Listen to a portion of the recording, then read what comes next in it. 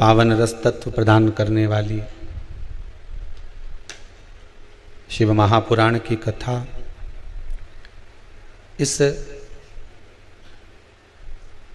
पितृपक्ष के पावन अवसर पर कुबेरेश्वर बाबा की ये पावन धरा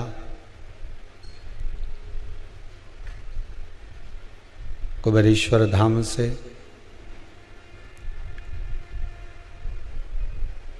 पूर्वजों के उद्धार के लिए, पितरों की शांति के लिए और जो कोरोना महामारी में जीव शांत हो गए हैं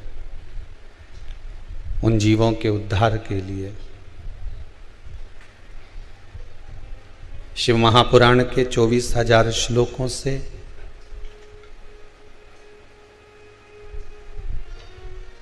सुंदर विद्वज्जन ब्राह्मणों के पावन सानिध्य में 24,000 श्लोक से जीवों के कल्याण हेतु पावन आनंदमय हवन में आहुतियां प्रदान करी जा रही हैं, जिससे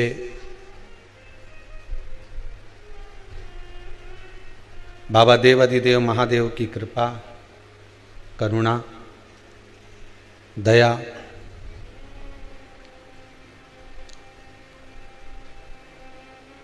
इन जीवों पर पड़े और इन जीवों का कल्याण हो। एक कौन सी सब्जी होती है जो पितृपक्ष में ब्राह्मण को भोजन कराते समय नहीं बनाई जाती? एक तो कुमड़ा, दूसरा पत्ता गोभी, जो बंद गोभी होती है ना, वो बंद गोभी जो होती है ना पत्ता पत्ता वाली, उसकी भी सब्जी पितरों के ब्राह्मण अगर भोजन करता है तो उसमें नहीं बनाई जाती। एक कुमड़ा, ये जो पेठा बनता है ना कुमड़ा का, ये भी श्राद्ध पक्ष में नहीं खिलाया जाता। महाराज बुरा कोला पेड़ा बोलते हैं, क्या बोलते हैं उसको, उस श्राद्ध पक्ष में उसको भोजन में नहीं दिया जाता। ब्राह्मण के भोजन, महाराज ब्राह्मण के भोजन में श्राद्ध पक्ष में सबसे ज्यादा जरूरी है दूध की खीर, दूसरा तुरई या गिलकी का भोजन, या तो सब्जी बनाओ या भजिया बनाओ, कुछ भी बनाओ। तीसरा मांस की दाल का भोजन, उड़द की दाल का भोजन। उड़द की दाल का या तो दही बड़ा बना लो, इमरती बना लो, या फिर बड़ा बना लो, या पकोड़ा बना लो, पर उसका भोजन होना जरूरी है। 3 भाग दूध का भोजन आहूतों के हिस्से में चले जाता है, गिलकी और तुरई का भोजन पितरों के हिस्से में चले जाता है, मांस की दाल का भोजन, उड़द की दाल का भोजन प्रेतों के हिस्से में चले जाता है। इसलिए ये 3 भाग का भोजन ब्राह्मण जब श्राद्ध पक्ष का भोजन करे तो उसमें बनाना जरूरी,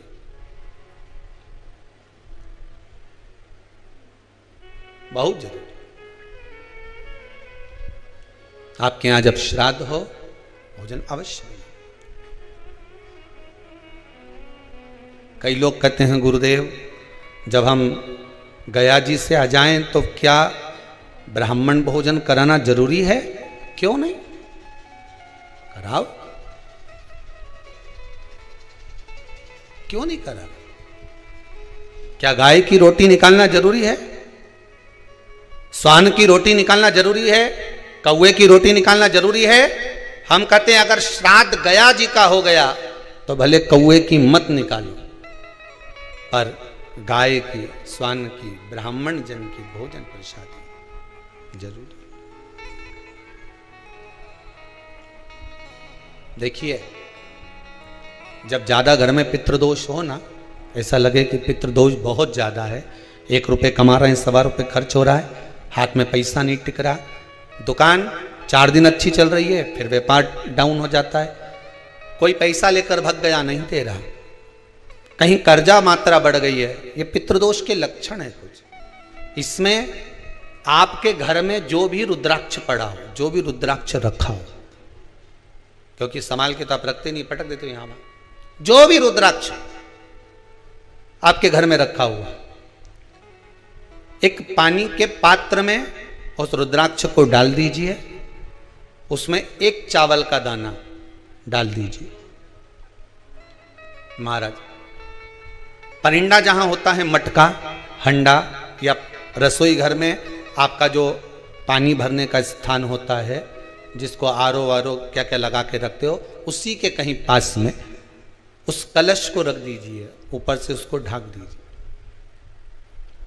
शाम के समय, सुबह रखा 10 बजे से 12 बजे के बीच में, शाम के समय प्रदोष काल में भगवान शंकर का नाम स्मरण कर कर, ओम नमः शिवाय बोलकर, श्री शिवाय नमस्तुभ्यम बोलकर, या महामृत्युंजय मंत्र का स्मरण कर कर, या गायत्री मंत्र का स्मरण कर कर, जो मंत्र आपकी बुद्धि में विवेक में समाहित हो, उस मंत्र का नाम लेकर राम कृष्ण हरि जो बोल सकते हो, एक घी का दिया अवश्य प्रज्वलित करें, लंबी बाती का। कौन सी बत्ती का? फूल बत्ती का नहीं, गोल बत्ती का नहीं, लंबी बाती का। बत्ती का मुख दक्षिण की ओर। कहां पर होना चाहिए? दक्षिण की ओर, ना पूरब, ना पश्चिम, ना उत्तर। बत्ती का मुख कहां हो? दक्षिण की ओर। जैसे श्राद्ध पक्ष में ब्राह्मण को जब भोजन कराते हैं तो ब्राह्मण का मुख श्राद्ध पक्ष के भोजन कराते समय अगर पूरब, पश्चिम और उत्तर का होता है तो श्राद्ध के भोजन का फल नहीं मिलता। उसका मुख दक्षिण का होता है तो हमारे घर के जितने भी पितर उस तिथि में गए होते हैं सबको उसका भाग मिल जाता है और पितृदोष समाप्त हो जाता है। इसलिए ब्राह्मण का मुख श्राद्ध पक्ष में भोजन कराते समय दक्षिण का होना चाहिए।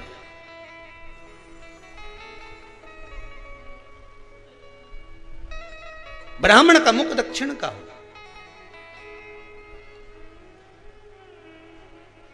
यहां तक शास्त्र कहता है, महाराज अगर गौ माता को श्राद्ध पक्ष में अगर भोजन दे रहे हो तो गाय का मुख अगर दक्षिण का है, गाय का, आपका मुख भले उत्तर का हो, गाय का मुख दक्षिण का हो, आपका मुख भले पूरा पश्चिम गाय का, गाय का मुख अगर दक्षिण में है, अगर आपने दक्षिण में गाय को खड़ी कर रखा है और दक्षिण में उसका मुख और आप भोजन दे रहे हो तो शास्त्र कहता है कि किसी पिंड की जरूरत नहीं पड़ती, गाय स्वतः कल्याण कर देती है, गौ माता स्वतः कल्याण कर,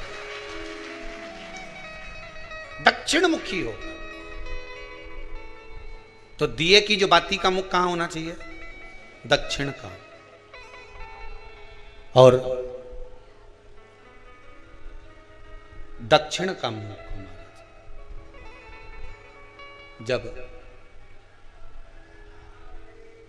जब दक्षिण का मुख हो, दक्षिण की ओर बाती हो महाराज, तब दक्षिण की बाती जलाने के बाद में भगवान से वहीं पर प्रार्थना करें।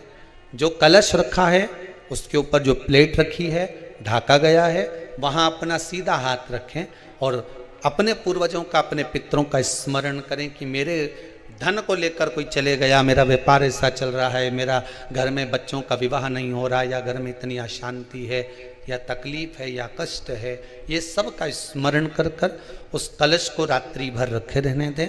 सुबह स्नान आदि करने के बाद फिर एक घी का दिया दक्षिण की ओर लगाकर सुबह 10 बजे से 12 बजे के बीच में उस जल को शिव जी को समर्पित कर कर आ जाएं और वो रुद्राक्ष लेकर वापिस आ जाएं। महाराज वापिस आ जाए, उस रुद्राक्ष को अपने घर में रख दीजिए। वर्ष भर वो रुद्राक्ष आपको कभी बीमारी से नहीं घिरने देगा, कभी किसी जगह खड्डे में नहीं जाने देगा, वो उन्नति की ओर ही बढ़ाएगा। भले कोई भी रुद्राक्ष हो, 1 मुखी से लेकर 14 मुखी, 20 मुखी, 18 मुखी, जो रुद्राक्ष आपके पास में, आप तो उसका स्मरण करिए, आप उसका स्मरण करें। रुद्राक्ष का जल शिव को समर्पित करें। पितरों के जितने भी द्वार हैं, पितरों के जितने भी दरवाजे हैं, पितृलोक में जितने भी पितृ विराजमान होते हैं महाराज, ये सब शंकर के ऊपर चढ़े हुए जल का भाग ग्रहण करते हैं। शिव के ऊपर चढ़ा 33 कोटि देवताओं में से कोई एक देवता ऐसा बता दो जिसको काली तिल्ली चढ़ती हो, काली मिर्च चढ़ती हो, सारे वृक्षों की पत्तियां चढ़ती हों, सब तरह के पुष्प चढ़ते हों, दुर्वा भी चढ़ती हो, बेलपत्र भी चढ़ता हो, आँख का पुष्प भी चढ़ता हो, धतूरा भी चढ़ता हो, जिसको भांग आदि भी चढ़ती हो, तुलसी की मंजरी भी चढ़ती हो। तुलसी की मंजरी भी शंकर को चढ़ती, तुलसी का दल नहीं, मंजरी वो भी चढ़ती। 33 कोटि देवताओं में कोई ऐसा देवता बताओ, संपूर्ण सामग्री भगवान केवल एक है, देव अधिदेव महादेव, जिनको काली तिल भी चढ़ रही है, काली मिर्च भी चढ़ रही है, जिनको संपूर्ण सामग्री भगवान शिव को समर्पित हो रही, संपूर्ण यहां तक राई, सरसों, राई के दाने तक भगवान शंकर को चढ़ते हैं। 1.25 लाख दाने का प्रमाण है महाराज शंकर जी को समर्पित करने का। सरसों चढ़ती, राई चढ़ती महाराज, पुष्प, बेलपत्र, दुर्वा, जगह जगह के पुष्प शिव को समर्पित होते दे।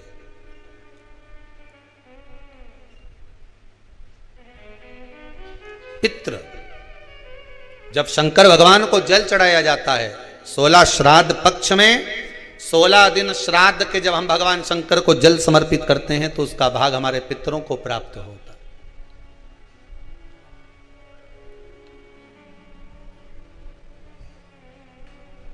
केवल 16 श्राद्ध के दिन ही ऐसे होते हैं जिसमें शंकर भगवान को जल में दूध मिलाकर चढ़ाने की जगह दूध भले 1 चम्मच चढ़ा रहे हो पर अलग से चढ़ाओ, कच्चा दूध अलग से चढ़ाओ, उसके बाद भले तुम जल चढ़ा दो, पर लोटे में जल में दूध मिलाकर 16 दिन श्राद्ध पक्ष में नहीं ले जाना। भले 1 चम्मच दूध लेकर जाओ, 1 कटोरी दूध लेकर जाओ, पर कच्चा दूध अलग से लेकर जाओ, शंकर भगवान को अलग से चढ़ाओ, क्योंकि 16 दिन श्राद्ध पक्ष के जब भगवान शंकर को दूध और जल चढ़ाया जाता है वो हमारे पितरों के खाते में चला जाता है, हमारे पितरों को उसका भाग मिलता है। इसलिए शंकर भगवान को कच्चा दूध भी चढ़ाओ तो पानी में मिलाकर नहीं, एक अलग से 1 चम्मच ले जाओ, भले फिर शिव जी को चढ़ा दो, भले एक छोटा सा कटोरी में ले गए चढ़ा दिया, जल ले गए चढ़ा दिया, वो हमारे पूर्वजों को प्राप्त हो। पितरों की कथा कहती है कि बेटों का जन्म, करुण पुराण कहती है कि बच्चों को जन्म क्यों दिया जाता है, उनको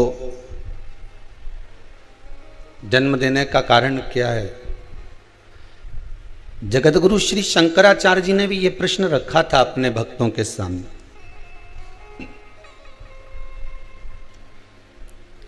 पूछा गया था कि औलाद क्यों पैदा करी जाती है, औलाद को जन्म क्यों दिया जाता।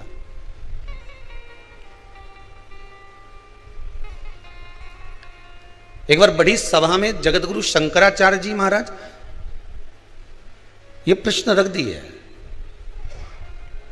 कि औलाद क्यों पैदा करी जाती है, संतान का जन्म क्यों किया जाता है। सबने श्री जगतगुरु शंकराचार्य जी पूछ रहे हैं, एक एक व्यक्ति खड़ा होकर बता रहा है कि औलाद इसलिए जन्म दिया जाता है कि वो हमको संभालेगी, बुढ़ापे में हमको साथ कर चलेगी। दूसरे ने कहा संतान औलाद इसलिए पैदा करी जाती है कि वो हमारे स्वास्थ्य का ध्यान रखेगी। तीसरा व्यक्ति खड़ा होकर बोला कि बुढ़ापे में किसी का साथ तो चाहिए। चौथा बोला जब हमारे जीवन में सुख दुख आएगा तो कोई साथ देने वाला तो चाहिए। श्री जगतगुरु शंकराचार्य जी ने इन सब की बात सुनी, पर जगतगुरु शंकराचार्य जी ने फिर भी मन को संतोष नहीं हुआ उस उत्तर से। तब श्री जगतगुरु शंकराचार्य जी के एक शिष्य बैठे हुए थे, बड़े गुरुदेव के चरणों का नित्य स्मरण करने वाले थे, नित्य भक्ति में डूबने वाले थे। फिर उन्होंने विनती करी, गुरुदेव मैं कहना चाहता हूं, आप सुनेंगे मेरी बात। जगतगुरु शंकराचार्य जी ने कहा बोलो क्या बात है। इस प्रश्न का उत्तर मैं देना चाहता हूं, आप दे दीजिए। गुरुदेव औलाद इसलिए पैदा करी जाती है कि माता पिता में आग लगाए।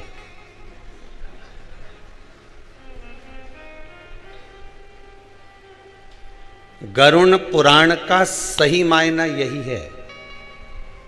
इसके सिवाय औलाद किसी काम की आई है? तुम्हारे कमरे में तुम सोते रहोगे, सिर दर्द होता रहेगा, औलाद अपना कमरा छोड़कर नहीं आएंगे। औलाद के सिर में दर्द होगा तो माँ दौड़कर चली जाएगी, बाप 50 बार पूछ लेगा बेटा चल मैं डॉक्टर को दिखाया हूँ, माँ कह देगी जरा चले जाओ, उसको स्वास्थ्य खराब है, उसका तबीयत खराब है, जाओ, बच्चा बीमार पड़ा हुआ है 4 दिन से, तुमसे पूछते नहीं बन रहा है। पत्नी का कहना मानकर पिता भी 4 बार जाकर पूछ लेगा बेटा कोई तकलीफ है, चल मैं तेरे को डॉक्टर को दिखा दूं, चल मैं तेरा चेकअप करवा दूं, चल मैं ऐसा कर दूं। माँ 50 बार पूछ लेती है बेटा तुझे तकलीफ क्या है, तुझे दुख क्या है। पर बहुत कम बेटे, बहुत कम होंगे। ऐसा नहीं कहता हूं कि नहीं होंगे, होंगे पर बहुत कम। जो माता पिता के सिर में दर्द भी हो तो 50 बार जाकर पूछ ले कि मम्मी क्या बात है, आज आप उदास दिख रही हो, आपका चेहरा उतरा हुआ है, कोई तकलीफ शरीर में हो तो चलो मैं डॉक्टर के पास ले चलता हूं।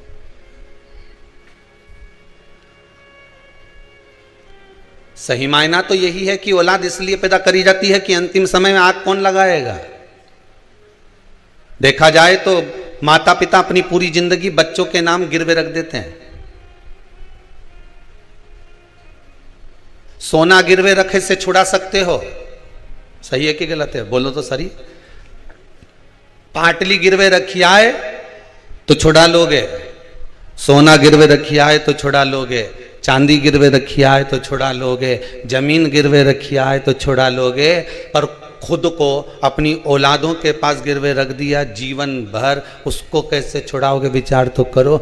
ये जिंदगी तुमने गिरवे ही तो रखी है, बस कमा कमा कर लाते जाओ, देते जाओ, ब्याज भरते जाओ, गिरवे में तो रखे हुए हो। बस कमाया किसके लिए? औलादों के लिए। जोड़ा किसके लिए? संतानों के लिए। बेटी में साड़ी किसके लिए रखी थी जमा जमा के? बहू और बेटी के लिए। शादी करेंगे छोरी की तो उसको दे देंगे, बहू आएगी तो उसको दे देंगे। खुद ने अच्छी नहीं पहनी, उनके लिए संजो संजोग कर रखी। ये गिरवे ही तो रखे हो तुम अपने परिवार में, गिरवे ही तो पड़े हो तुम अपने कुटुंब में। बस कमा रहे हो, जोड़ रहे हो और छोड़ रहे हो। सोना गिरवे रखा तो उसको छुड़ा सकते हो, चांदी गिरवे रखी तो उसको छुड़ा सकते हो, पर तुम अपने परिवार से कैसे छूट पाओगे वो तो विचार कर लो तुम। आखिरी तक भी मरने के बाद अगर बुढ़िया मर जाती है और सोने की मुर्की कान में पड़ी रह जाती है, कहीं पाँव में चांदी की मोटी मोटी, पहले वो तगड़ी पहनते थे, क्या बोलते, पैड़ी पहनते थे पाँव में मोटी मोटी, तो सुनार को बुलाते थे, मरी हुई डुकरिया पड़ी रहती थी और सुनार आकर कहते थे, बहुवन छाती पे खड़ी रहती थी, काटो, काटिए। और अगर यहां नहीं काटते थे तो शमशान ले जाते थे सुनार को कि वहां कटवाते थे पाँव में पड़ी हुई चांदी की बेड़ियों को, कि अभी और ब्याज बाकी रह गया चुकाने के लिए, उसको निकालिए।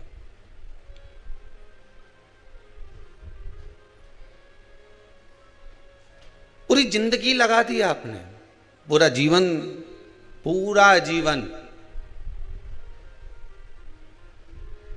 सबसे बड़ा आश्रम कौन सा? जम के बोलिए जरा।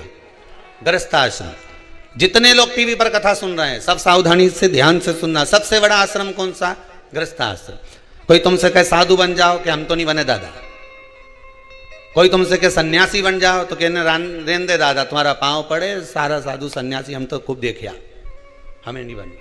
कोई बोले तुमसे साधक बन जाओ तो हमें वे भी नहीं बनना। कोई तुमसे कहे कि कोई तपस्वी बन जाओ, जोगी बन जाओ, सन्यासी बन जाओ, तो कि हम तो वे भी नहीं बने दादा, हम तो घर में 2 रोटी बनाए खाएं। तो कोई तुमसे कहे कि नर्मदा के घाट पे जाके बैठ जाओ, रहने दे दादा, घर के बाहर बैठो तो बस योर वाला महाराज चिल्ला चिल्ला के बोले, मत तुम क्यों कि नर्मदा के घाट बैठ जा, रहने दे तू तो।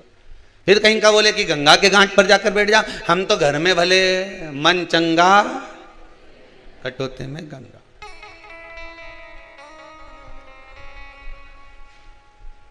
हमें नहीं बैठना।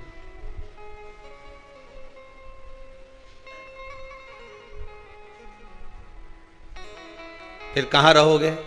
तो कहा जैसे मीरा घर में रहती थी, नामदेव जी घर में रहते थे, रामकृष्ण परमहंस जी घर में रहते थे, संत तुकाराम जी घर में रहते थे, मुक्ताबाई घर में रहती थी, कर्माबाई घर में रहती थी।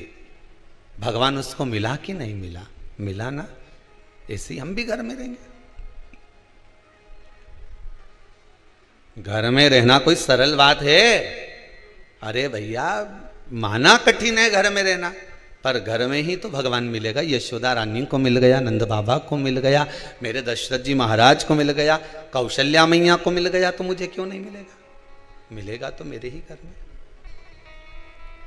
क्यों नहीं मिल सकता? रहो घर में, बस इतना याद रखो। जैसे जैसे किसी एक सेठ जी के लड़के की शादी, सेठ जी ने कहा एक से बढ़कर एक आइटम आना चाहिए, बैंड देखो कहां का जोरदार है, कैसा वहां का बैंड जोरदार है, उसी को बुक करो। हलवाई कहां का जोरदार है, कैसा वहां का हलवाई जोरदार है, उके बुक करो। बोलो सही है कि गलत है? जिसके यहाँ अच्छी शादी होती है, खूब पैसा खर्च करे तो अच्छा अच्छा चुन चुन के लाए। तो किसी ने कह दिया साहब दूल्हा काय पे बैठेगा, तो कि घोड़ी पे बैठेगा, तो घोड़ी ढूंढो। तो क्या साहब घोड़ी तो वो वहां की जोरदार थी साहब, ऐसी घोड़ी क्या जोरदार, दूल्हा ऊपर अगर बैठ जाए तो लगे कि दूल्हा। अगर शादी करो नहीं छोरा की तो घोड़ी तो उनंग की लाना सा। अच्छा ऐसा क्या हुआ घोड़ी में? अरे क्या जोरदार घोड़ी ने दूल्हा जब बैठे तो ऐसो लगे। नहीं तो शादी मत कर जो साहब, घोड़ी लाओ तो उनंग की लाना, घोड़ी लाओ तो उधर की लाना, नहीं तो तुम तो शादी मत करो छोरा की। इतना पैसा खर्च करो ने घोड़ी में क्यों लाओ? तो इतने में सेठ जी बोले चलो घोड़ी बुक करने चलते हैं। और सेठ जी गए, सेठानी गई और सब मिलके घर वहां पर जाके बात करी कि भैया तुम्हारे यहाँ घोड़ी है? कि हाँ है। तो शादी में दो क्या? तो क्यों नहीं देंगे, कितना पैसा लोगे? तो क्या पैसे की बात तो बाद में हो जाएगी, कोई दिक्कत नहीं, ले जाओ, पर शर्त एक है। क्या? घोड़ी पे कौन बैठेगा? दूल्हे का बाप बोला मेरा छोरा बैठेगा। घोड़ी पे बैठने के लायक है कि नहीं? इतना में तो बाप के गुस्सा आ गया। बता, घोड़ी पे तो दूल्हा ही बैठे नहीं, छोरा ही बैठे, बैठने के लायक है कि नहीं? जब उसका बाप इतना पैसे वाला तो छोरा भी तो पैसे वाला, क्यों नहीं बैठने के लायक है? नहीं, घोड़ी पे बैठने के लायक तो है, पर शर्त इतनी सी है कि मेरी जो घोड़ी है वो 3 बार उछलती है। यहां से चलेगी, दरवाजे पे पहुंचने से पहले 3 बार उछलेगी, एक बार धीरे से उछलेगी, दूल्हा समझ जाएगा अरे इतना तो हमारा छोरा समझदार है। दूसरी बार उछलेगी, थोड़ी दम के उछलेगी, इतना भी समझ जाए। इतने में तीसरी बार जब उछलेगी ना, फिर तो हमारे भी बस की नहीं रहे। फिर छोरा का फर्ज है कि जैसे उछले वैसे कूद जा, और नहीं कूदा तो इसके बाद जो घसीट के ले जाए नहीं, और जगह जगह से ने दोची पड़े, फिर हमारी गारंटी नहीं है। अब बोलो तुम्हें घोड़ी चाहिए कि नहीं चाहिए? तो क्या साहब हम फोन पे बता देंगे, हम घर जा ही दिया। अब घर जाके इनने विचार करा तो सारा रिश्तेदार मिलने आया। तुम तो साहब माँ गए थे घोड़ी बुक करने के लिए? हाँ साहब। तो क्यों नहीं करी? जब तक घोड़ी नहीं करो नहीं तो शादी मत कर, जो घोड़ी होए तो वहीं की होए। अभी कई की घोड़ी साहब 3 बार उछके, और आखिरी बार उछले जब तो कूदना पड़ेगा, नहीं कूदो तो फिर वो तो जगह जगह से घसीट दे, पूरा सत्यानाश मिला दे वह घोड़ी। नहीं साहब, घोड़ी करो तो वहीं की करो। सारा पत्नी ने भी कह दिया जी कर लो ना, घोड़ी करने में क्या जाने, कर तो लो, पर वो उछके 3 बार, और 3 बार उछलने में, और तीसरी बार समझदार होगा तो कूद जाएगा। पहले छोरा से पूछ लो कूदे कि नहीं कूदे। तीसरी बार में अगर ये कूद जाए तो मेरे को घोड़ी करने में दिक्कत नहीं है। इससे पूछो पहले छोरा से। तो छोरा से पूछा क्यों रे, थारी शादी करे ना, घोड़ी पे तुझे बिठाए ना, तीसरी बार में कूद ही जाएगा? हो,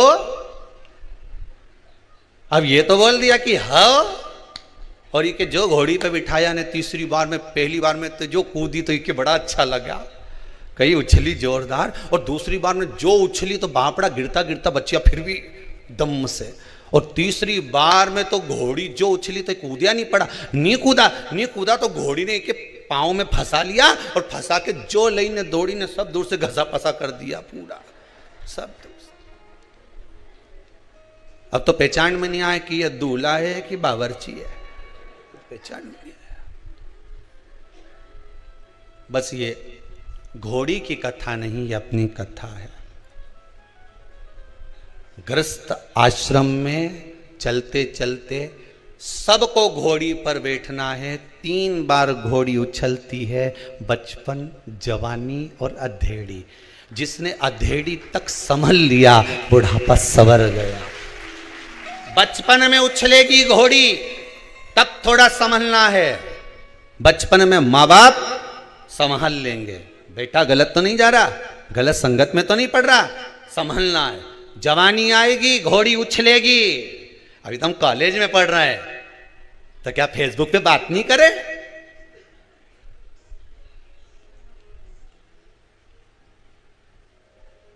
क्या व्हाट्सएप नहीं चला है? घोड़ी उछली, बहुत अच्छे से समझना हो। बचपन में उछली, माता पिता ने संभाल लिया। जवानी में उछली,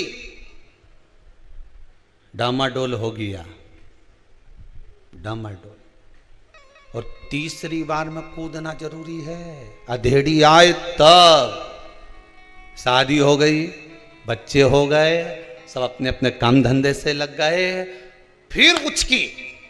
बस जब बच्चे काम से लग गए, परिवार सही हो गया, धन दौलत तुमने कमा कर दे दिया, सत्ता ला कर दे दी, सबको सब लायक कर दिया, अब तुम्हारा फर्ज है कि घोड़ी से उचक जाओ, चलो परमात्मा की ओर। तीसरे नंबर पर जब घोड़ी उच के सब अपनी अपनी जगह सेटल हो जाएं, सब अपनी अपनी जगह काम पर लग जाएं, तो उचक कर परमात्मा के पास चले जाना, उचक कर भगवान की शरणागति में चले जाना, शिव के चरणों में जाकर बैठ जाना, भगवान की भक्ति में जाकर बैठ जाना। और अगर नहीं बैठे तो घोड़ी रपेटना जानती है, अर्थात अधेड़ी अगर बेकार हो गई, बुढ़ापा बिगड़ जाएगा। बुढ़ापा बेकार हो गया तो अगला जन्म बिगड़ जाएगा। कई लोग हैं अगला जन्म बिगड़ गया लोगों का, कहीं हाथ बेकार, कहीं पाँव बेकार, कहीं शरीर बेकार। किसी से जाकर पूछें गुरुजी बताओ ये हमारे यहाँ बच्चा हुआ ऐसा क्यों हुआ, बेटी हुई ऐसी क्यों हुई, भाई हुआ ऐसा क्यों हुआ, कुटुंब में ऐसा क्यों हो गया, ऐसा व्यक्ति क्यों पैदा हो गया, उसको शरीर में ऐसी विकलांगता क्यों उत्पन्न। उससे पूछो, क्योंकि जन्म मिला था, बचपन, जवानी, अधेड़ी, बुढ़ापा, मनुष्य का शरीर मिला था साधने के लिए, पर परमात्मा का नहीं हो पाया। आखिरी में ना बचपन में न जवानी में लांगा। घोड़ी तो उछली थी, अगर कूद जाता तीसरी बार में भगवान के चरणों में पहुंच जाता तो शायद अगला जन्म संवार लेता, पर अगला जन्म संवार नहीं सका। परमात्मा ने बारंबार मौका दिया। ऐसा कोई मनुष्य पैदा नहीं हुआ संसार में, चाहे राजा हो, रंक हो, भिखारी हो, चाहे ब्राह्मण, संत, साधु, सन्यासी, तपस्वी, साधक, उपासक, कोई भिक्षुक, कोई भिखारी, कोई राजा, कोई सांसारिक मनुष्य, कोई गृहस्थ आश्रम में रहने वाला, कोई घर में रहने वाला व्यक्ति, हर एक व्यक्ति को मेरा भोलेनाथ एक मौका जरूर देता है। किसी व्यक्ति से उसको एक बार जोड़ देता है कि मैंने तुझे मौका दिया है, इससे जुड़ जाना और जुड़ने के बाद तेरी जिंदगी संवार लेना। इस व्यक्ति से मैंने तुझे जोड़ा है, तेरे विश्वास से तुझे जोड़ा है। भगवान शंकर, मेरा भोलेनाथ, मेरा राम, मेरा कृष्ण, मेरा परमात्मा संसार के हर मनुष्य को, चाहे वो कोई मंत्री हो, संतरी हो, गृहस्थी हो, चाहे भिखारी हो, चाहे कोई किसी भी धर्म का, किसी भी वर्ण का, किसी भी गोत्र का हो, हर व्यक्ति को, चाहे छोरा हो, चाहे छोरी हो, चाहे व्यक्ति हो, हर व्यक्ति को भगवान एक बार किसी अच्छे व्यक्ति से जुड़ने का मौका देता है कि इससे जुड़ जाना, अपनी जिंदगी बना लेना। पर उससे जुड़ने के बाद भी आप अलग होकर अपनी जिंदगी को नरक बना लो तो तुम्हारा जीवन व्यर्थ, बेकार है। उससे जुड़ने के बाद भी तुम अगर परमात्मा के नहीं हो पाए तो फिर संसार में किसके होगे? जन्म लेने वाले मनुष्य को भगवान एक मौका जरूर देता कि अपनी जिंदगी संवार ले। अभी तुझे मौका है, मैंने तुझे कहां से लाकर, किस भूमि से लाकर, किस जगह छोड़ा था, किस जगह से लाकर किस व्यक्ति के पास छोड़ा था, उस व्यक्ति के पास रहकर तू अपना जीवन बना सकता था, पर तूने अपना जीवन नहीं बनाया। मौका दिया परमात्मा ने, पर हमारा अहंकार, हमारा अभिमान, हमारी अहमता हमको जुड़ने लगी। हमारा काम, हमारा लोभ, हमारी आसक्ति, हमारी तृष्णा, हमारा विषय हमें जुड़ने नहीं दिया। आसक्तियों में फंस गए।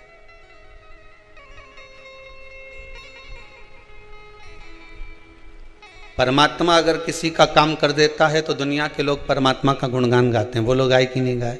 अरे बोलो तो सही, गाए नहीं। जितने लोग आस्था पर कथा सुन रहे हो, मोबाइल पर कथा सुन रहे हो, फेसबुक यूट्यूब पर कथा श्रवण कर रहे हो, मैं सभी श्रोता भाई बहनों को बहुत बहुत धन्यवाद देना चाहूंगा। बहुत बहुत साधु बात है साहब। टीवी पर सुनने वाले तो कथा टीवी पर सुन रहे हैं, तो भी अगर फेसबुक और मोबाइल पर लोग कथा सुन रहे हैं तो 40-40 हजार लोग केवल मोबाइल पर कथा श्रवण कर रहे हैं। उनको नमन करता हूं, आपके विश्वास को, आपकी श्रद्धा को नमन करता हूं। कल कार्यकर्ता बता रहे थे गुरुदेव 40,000 लोग तो केवल यूट्यूब पर कथा कर स्वादन श्रवण कर रहे हैं। मैं आपकी श्रद्धा, आपके विश्वास को नमन करता हूं। मैं नवयुवक टीम को जो अपना समय इस परमात्मा को, मेरे शंभू को दे रहे हैं, उनको नमन करता हूं। आपका विश्वास इससे ही जुड़ा रहे, मेरा शंकर आपको उन्नति की ओर लेकर चले जाए, बस यही विश्वास पर मैं आपको नमन करता हूं। यह आपका श्रद्धा, आपका विश्वास है, भरोसा है। एक मौका परमात्मा जरूर देगा आपको, आप हारना मत। आज दिल्ली से एक माता जी आई हुई थी, वो कह रही थी गुरुजी मैं पिछली बार अपने बेटे को लेकर आई थी, उसका एक एग्जाम नहीं निकल रहा था और वो उस कहाँ गई, वो बैठी होंगी कहीं ना कहीं, खड़ी होइए जरा, माइक दीजिए जरा।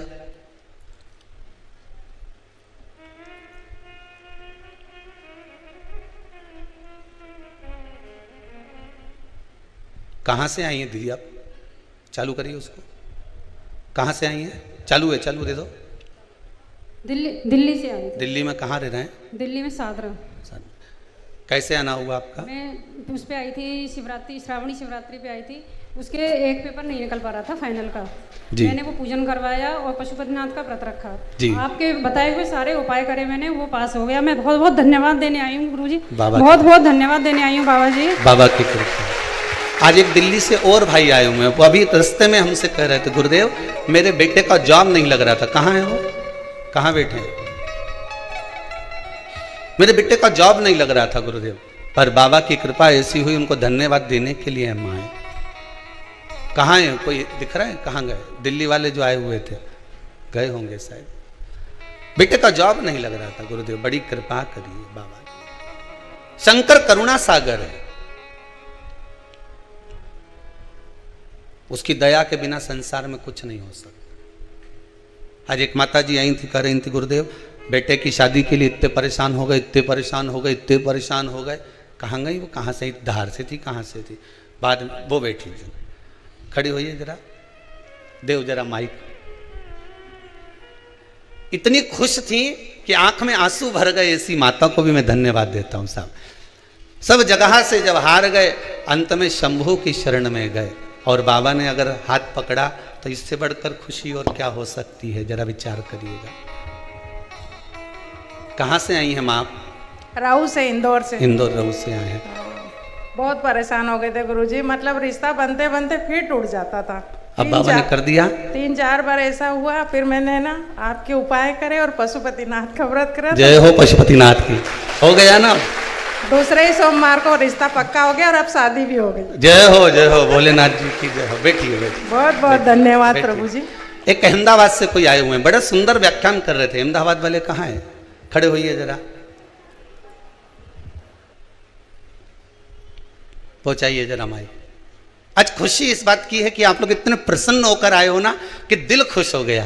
कि आनंद किसको कहते हैं कि यहाँ मालूम पड़ता है। कहाँ से आए आप? हर हर महादेव, अहमदाबाद से आया हूँ गुरुजी। अहमदाबाद में कहाँ से आए? रानी पार्टियों सर्कल जी। आज आपके चेहरे पर बड़ी खुशी थी, किस बात की खुशी थी? खुशी तो सबसे बड़ी है कि पूर्ण जन्म दिया है, वापिस जन्म मिल गया। वापिस जन्म। पिछली साल कोरोना में मैं इतना डर गया था कि मेरे जीजा जी और जीजी साथ में आए जी, उनको भी घर पे नहीं आने दिया मैंने। ओहो, किसी को भी घर पे नहीं आने दिया। मेरी एक दुकान थी वो भी बंद कर दी जी, पैसे भी नहीं लिए किसी से मैंने जी। और पिछली साल से सावन के महीने से पैसे खत्म हो गए जी। उसके बाद में मतलब पैसे ऑटोमेटिक आते रहे घर में, किसी के पास से कोई 1 रुपया भी नहीं लिया कहीं से। बाबा देता रहा, बाबा ऐसा देता रहा कि घर में अभी भी पैसे रखे हैं। जय हो, बहुत बहुत धन्यवाद। बाबा की कृपा आप पर ऐसी बनी रहे। बैठिए, विराजिए।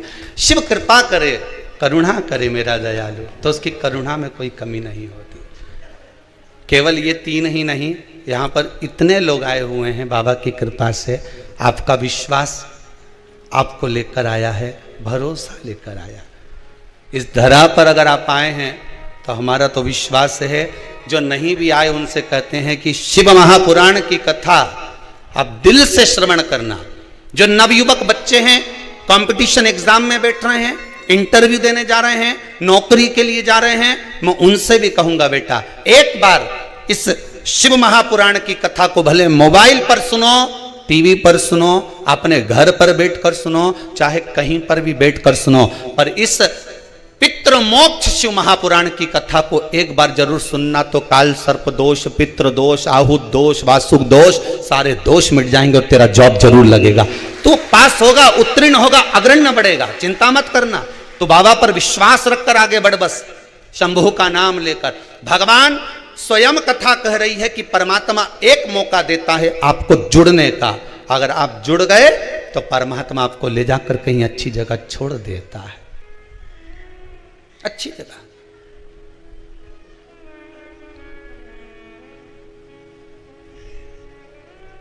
भगवान काम करेगा तो आप यश करोगे, जिसका भगवान नहीं कर्म करेगा तो लोग उसका भी बोलेंगे हम तो भगवान के मंदिर जाते थे, हमने तो खूब अगरबत्ती लगाई, हमने तो खूब दियाबत्ती लगाई, भगवान तो हमारी सुनता ही नहीं है। केवल भगवान के साथ नहीं होता, संसार के प्रत्येक मनुष्य के साथ होता है। आपके यहाँ कोई काम कर रहा है, आपके यहाँ कोई नौकरी कर रहा है, आपके यहाँ कोई चाकरी कर रहा है, कोई सेवा कर रहा है, कोई नौकरी कर रहा है, कोई धंधा, कोई आपके हाथ के नीचे काम कर रहा है। 8 साल 10 साल 12 साल उसने आपके हाथ के नीचे काम करा, आपके यहाँ काम करा, आपने उसकी कुछ गलती को देख लिया, उसको निकाल दिया। अब वो व्यक्ति जिसको निकाला है तुमने, वो तुम्हारी बड़ाई करेगा कि बुराई करेगा? बुराई ही करेगा ना, कि बड़ाई कर देगा? अरे बोलो तो जम के, बुराई ही करेगा ना, क्योंकि 10 साल तो यहां खूब खाया, आपके पास में खूब रहा, 10 साल तो आपके पास में रहकर खूब चकाचक की जिंदगी थी, और जब आपके पास से, आपकी नौकरी से, आपके दरवाजे से निकाल दिया गया, उसका व्यवहार, उसका व्यवसाय देखकर, उसका स्वरूप देखकर, उसकी गलत काम देखकर, तो वो तुम्हारी बड़ाई नहीं करने वाला, वो तुम्हारी जगह जगह केवल बुराई ही करेगा। अब उसके बुराई करने से तुम्हारा कुछ बिगड़ने वाला है क्या? हाथी जाए बाजार और कुत्ता भोके 1000, उससे कुछ बिगड़ेगा क्या तुम्हारा? कुछ नहीं। तुम तो हाथी जैसे दुम हिलाकर, अलमस्त सूंड हिलाते हुए अपनी जिंदगी को आगे बढ़ाते चलो। दुनिया आग लगे बस्ती में, अपन रहो मस्ती में, क्या किसको रोइए, चादर तान के सोइए, आप अपनी जिंदगी मस्त जियो।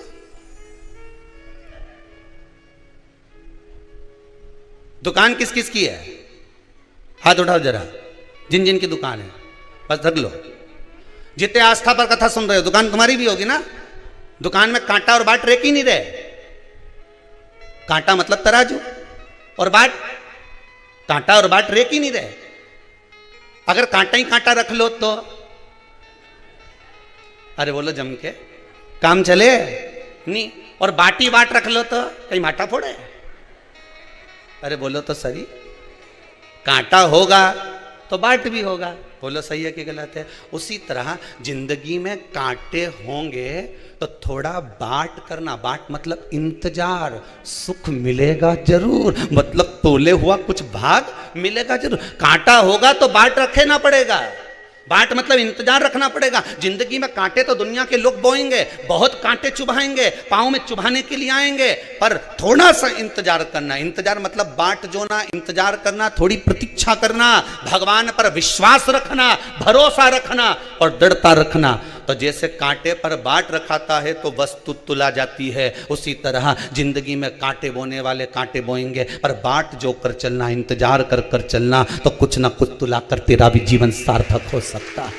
कांटा होगा तो बाट होगा। अकेला बाट किसी काम का नहीं होता और अकेला कांटा किसी काम का नहीं होता।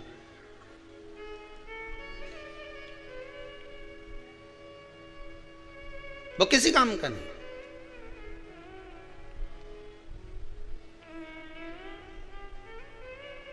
दुनिया के लोग बहुत कहेंगे खूब कथा सुनती थी, खूब, जरा सा दुख आया कि दुनिया के लोग उंगली उठाना चालू कर देंगे। तुम घबराना मती, हाँ सुनती थी, और खजूर वाली चोटी बना के जा, नल्ले सुनू मैं तो जा, क्या कर ले? अब दुख आन पड़ा, इतनी तकलीफ आई, क्या कर लिया तेरे बाबा महादेव ने? तो क्या उसने करा तभी तो इतनी शान से जी रही। और आपसे निवेदन है, पहले भी कथा में कहा, दुख कितना भी आए, कितना भी आए, पर चेहरे से स्माइल मत जाने देना। तुम्हारी स्माइल तो ना जाने कितनों को घायल कर जाएगी, ना जाने कितनों को। दुनिया के लोग कहेंगे इतना दुख आने के बाद कर्जे में लदालूम पड़ी, दुकान नहीं चल रही, फैक्ट्री बिकने में पड़ी, सारा मकान बैंक में पड़ा, इसके बाद भी इसके चेहरे पे इतनी स्माइल, सारा रिश्तेदार उनके अटैक आ जाएगा बापड़ी के देख देख के कि इतनी प्रसन्नता कहां से ली आई। इतना कर्जा बैंक में लोन में पड़ा, ये पड़ा वो पड़ा, बहू सुने नहीं, बेटी ऐसी बेटा वैसा, दुनिया के लोग कितना ही उंगली उठाए, पर शंकर की कथा अपनी जिंदगी में उतार कर रखना। स्माइल में कमी मत आने देना, प्रसन्नता में कमी मत आने देना, भगवान के भजन में कमी मत आने देना, भगवान की भक्ति में कमी मत आने देना, शंकर के स्मरण में कमी मत आने देना, शंकर के गुणनवाद में कमी मत आने देना, शंकर की कथा में कमी मत आने देना। मेरे चेहरे पर ये चमक, ये दमक, ये फुल वन में महक, सब कुछ भोलेनाथ की दी हुई है। कर्जे में हूं तो क्या हुआ, एक दिन तो उबारेगा। तुम्ही ने दर्द दिया है, तुम्ही दवा देना। उसने दर्द दिया है, उसने दुख दिया है, उसने तकलीफ दिया है, उबारेगा भी वही। क्यों रोऊं मैं, किस लिए रोऊं मैं?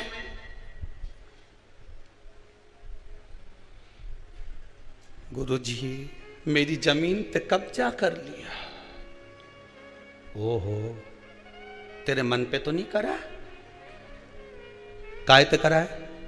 जम के बोलिए, जमीन पर। गुरुजी मुझे बताया ही नहीं, रजिस्ट्री करा ली। कोई बात नहीं, तेरा भाग्य पे तो रजिस्ट्री नहीं कराई। अरे बोलो तो सही, कराएगा?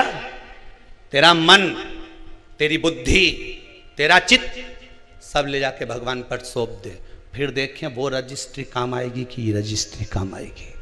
फिर देखा जाए वो काम आएगा कि ये काम आएगा।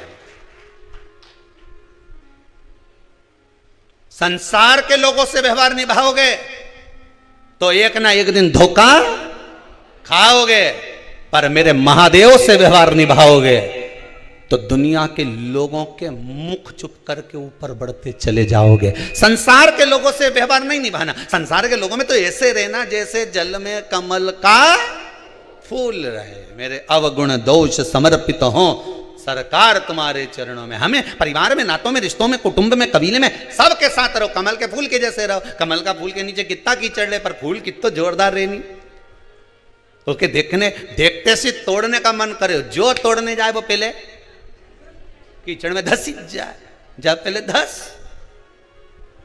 कमल के फूल के तोड़ने जाए। भगवान कहते हैं मेरा भक्त जो मेरा स्मरण करता है, मेरे शंकर कहते हैं जो मेरे मंत्र में डूबा रहता है, जो शिव महापुराण में हमेशा डूबा रहता है। रात को भी मन नहीं लग रहा तो मोबाइल में कथा सुनने बैठ गए, दिन में मन नहीं लग रहा तो कथा सुनने बैठ गए। अभी 2-4-8 दिन नहीं आई ना तो लोगों की नींद नहीं आई। शिवर वाला महाराज कब कथा सुनाएगा, राम जी कब कथा आएगी। तो हमारे कार्यकर्ता बोले यहाँ से ऑफिस में से कि और भी तो आ रही कथा, वो सुन लो। नहीं, शिवर वाला कब आएगा?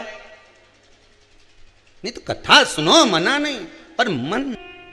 स्वयं भगवान विष्णु से पितृ देवता कहते हैं। आपको कथा में कहा था, जितनी देर आप शिव महापुराण की कथा में बैठते हो, आस्था चैनल के सामने या मोबाइल पर कथा श्रवण करने बैठते हो, ऑनलाइन शिव महापुराण की कथा सुन रहे होते हो, उतनी देर जितनी देर आप भगवान की कथा सुन रहे होते हो, उतनी देर आपके पूर्वजों के पास, आपके पितरों के पास भगवान विष्णु बैठे रहते हैं। उनके कंधे पर हाथ रखकर कथा सुनते हैं कि तेरे बच्चे सत्कर्म कर रहे हैं, तेरे बच्चे पुण्य कर्म कर रहे हैं। इसलिए आपसे कर रहे हैं, बार बार कर रहे हैं कि इस पुनीत पावन 24,000 श्लोक से शिव महापुराण का जो यज्ञ चल रहा है, इसका दर्शन करो, कथा श्रवण करो और अपने जीवन को सार्थक बनाओ। जितनी देर आप कथा में बैठे उतनी देर आपके पूर्वजों के पास मेरे नारायण बैठे, उनके पास भगवान बैठे। छूट जाए पर मेरा भोलानाथ, मेरा शंभुनाथ, मेरा त्रिकालदर्शी, मेरा कैलाशी, मेरा अविनाशी नहीं छूटना चाहिए। वो क्यों छूटे?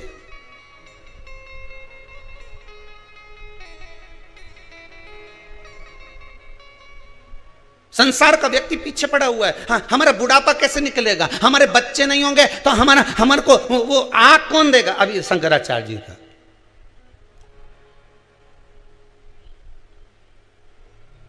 तुम्हें आग लगाने वाले को मत ढूंढो रे। अभी कोरोना महामारी ने दिखा दिया, औलाद को मौका नहीं मिल पाया। बोलो सही है कि गलत है? ऐसे ही आग लगा जाए। तुम्हें आग लगाने वालों को मत ढूंढो कि बच्चे नहीं होंगे तो आग कौन लगाएगा। तुम्हारे भीतर समाहित अज्ञानता में आग लगाने वाले सदगुरु को ढूंढो कि अज्ञानता में आग लगा दे और मुझे ज्ञान की उपज पैदा कर दे, जिससे मुझे महादेव मिल जाए। अज्ञानता को जलाने वाला कोई सदगुरु मिलना चाहिए। तुम में आग लगाने वाला नहीं मिलना चाहिए, अज्ञानता में आग लगाने वाला चाहिए। 4 बांस, 4 कंधे और 40 कंडे, ये तो कोई भी दे देगा। आखिरी समय में इतना ही सामान चाहिए। जिसके नहीं मालूम है लिख लो, जिसके नहीं मालूम लिख लो। क्या क्या? 4 बांस, 2 तो लंबा, बाकी का आधा टुकड़ा करा हुआ ने बिछाने। 4 बांस, 4 कंधे और 40 कंडे, इससे ज्यादा कहीं नहीं लगे। और इतना चीज पाने के लिए पूरी जिंदगी निकाल दी। छोरा की नहीं सुनेंगे तो कंडा कौन देगा, बहू की नहीं सुनेंगे तो फिर अब ये 4 बांस, 4 कंधा और 40 कंडा तो तुम नी भी चोरा चोरी के पूछो तो भी कोई दे देगा। ये कोरोना महामारी में दिखा दिया, नहीं पूछोगे तो भी दे देगा। भगवान तो कहा गीता जी में कि ये मीरा, कर्मा, नामदेव, ध्रुव, प्रहलाद, संत, महात्मा, साधु, सन्यासी, तपस्वी, साधक, उपासक जो एकांत में तप कर करके मर जाते हैं, इनके कौन सी औलाद अंतिम संस्कार करने आती है? इनको कौन 4 कंधा देने आता है? इनको कौन 40 कंडे देने आता है? इनको 4 बांस देने कौन आता है? भगवान कहते कोई दूसरा नहीं आता। भगवान कहते गीता में मैंने वचन दिया है अर्जुन को, जन्म मैंने दिया, माता के स्तनों में दूध मैंने दिया। तो भोजन करना नहीं जानता था, नौकरी पे नहीं जाता था, पैदा होते से तू कहीं सर्विस करने नहीं चले गया। पेट मैंने भरा, तेरे उदर की पूर्ति मैंने करी, और मरेगा तेरे परिवार वाले तुझे अग्नि नहीं देंगे, कंडे नहीं देंगे, कंधा नहीं देंगे। भगवान कहते हैं तो मैं आऊंगा, तुझे गोदी में उठाकर वहां तक लेकर जाऊंगा। काहे चिंता करता है? जबरदस्ती का रोए, जबरदस्ती का आंसुड़ा ढलका है। मारा कई होगा, कई। अरे तुम्हारा क्या होगा? तुम तो डायरेक्ट क्यों ना, तेरा क्या होगा रे कालिया? तुम्हारा क्या होगा? तुम तो शिव महापुराण की कथा सुन रहे हो, तुम्हारा कुछ नहीं होने वाला। अब तो यमराज भी सोचे, इन्हें तो 10-12 बार सुन ली रे, ये के तो घर का भी चक्कर मत काट, जिन्हें पड़ोसन के उठा ला जाए पर इसे छोड़ी आ जाए। अब तो यमराज भी कहे ही के दरवाजे मत पहुंच जाना दादा।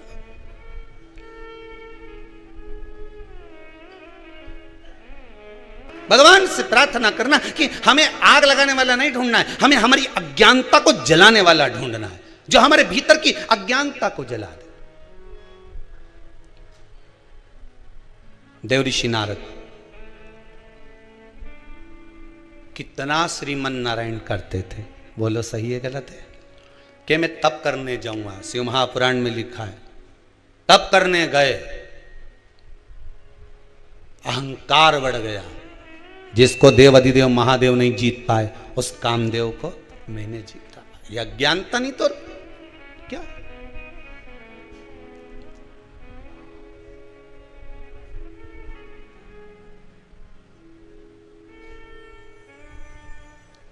अब ये सबसे पहले उठ के किसके पास गए? शंकर जी के यहां गए थे कि नहीं गए थे? कथा में बताया था। कौन? देव ऋषि नारद ने कामदेव को जीता। सीधे शंकर जी के पास गए और शिव जी के पास जाकर बोले देव अधिदेव महादेव की जय हो। शंकर भगवान ने पूछा आओ प्रभु कैसे आना हुआ देव ऋषि नारद? नारद जी बोले जिसको आप नहीं जीत पाए, उस कामदेव को मैंने जीता है। शंकर भगवान बोले आप देव ऋषि नारद हो, आप तो दुनिया जीत सकते हो, ऋषि क्या नहीं जीत सकता? आप तो दुनिया जीत सकते हो। शंकर भगवान ने रुद्राक्ष की माला उठाई, नारद जी के गले में पहना दी, और जाते जाते नारद जी को एक फ्री की एडवाइस दे दी, अकल, फ्री की अकल, फ्री का ज्ञान। क्या दिया? जो तुमने मुझसे कहा ये भगवान विष्णु से, अरे बोलो तो जम के मत कहना, अच्छा ही कहा ना, अच्छा ही कहा ना। कि अपने मुंह से अपनी बड़ाई नहीं करना, मत बोलना तुम भगवान विष्णु के सामने जाके। पर नारद जी माने,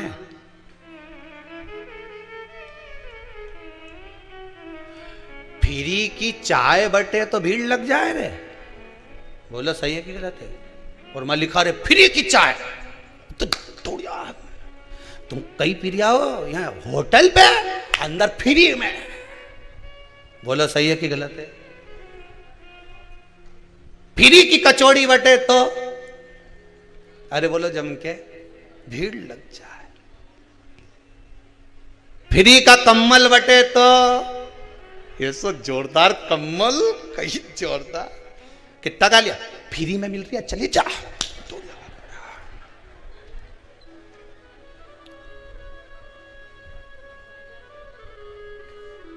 फ्री का कपड़ा बटे तो पहन के ढीलो पड़े, दूसरा ले जा। फ्री को, फ्री की चाय बटे तो लोग लूट लें, फ्री का कम्बल बटे तो लूट लें, और फ्री की अकल बटे तो कहां जाए? गुरु माता पिता फ्री में ही अकल दे के नहीं दे। अरे बोलो तो जम के कि का पैसा ले, गुरु पैसा ले फ्री में अकल दे। गुरु माता और पिता फ्री में ज्ञान देता है, इसके बाद भी लोग नहीं लेते। गुरु समझाता है मत पड़ झूठ के चक्कर में, मत पड़ या छोरी के चक्कर में, मत पड़ या छोरा के चक्कर में, मत पड़ इस चक्कर में। झूठ और प्रपंच जिंदगी बर्बाद कर देगा तेरा। कितना झूठ बोलेगा, एक के बाद एक झूठ बोलेगा और जीवन नरक कर लेगा तेरा। गुरु जी हमेशा फ्री में ज्ञान दे तो लोगों को अच्छा नहीं लगे, फ्री की चाय अच्छी लगे, पर अक्ल माता रोज के बेटा देख गलत संगत में मत पड़ जाए। उसके साथ क्यों रे वो गलत है, माँ समझाए, बेचारी फ्री की अकल दे तो नहीं समझ में आए। और जब वही अकल में पैसा लगे फिर वकील के यहाँ जाए, साहब पीछा छुड़ा तुम्हारा, वो जगदम्बा हमारा रोज का प्राण खाए, पीछा छुड़ा दो। और जब फ्री में माँ कहती थी कि सिर मत चढ़ा, तो हमारी घरवाली हमारे सिर नहीं चढ़ाऊ। अब वकील के यहाँ पैसा दे रहा, 20, 5, 10, 15, साहब पीछा छुड़ा दो। अब अकल का पैसा लग रहा है, बुद्धि का।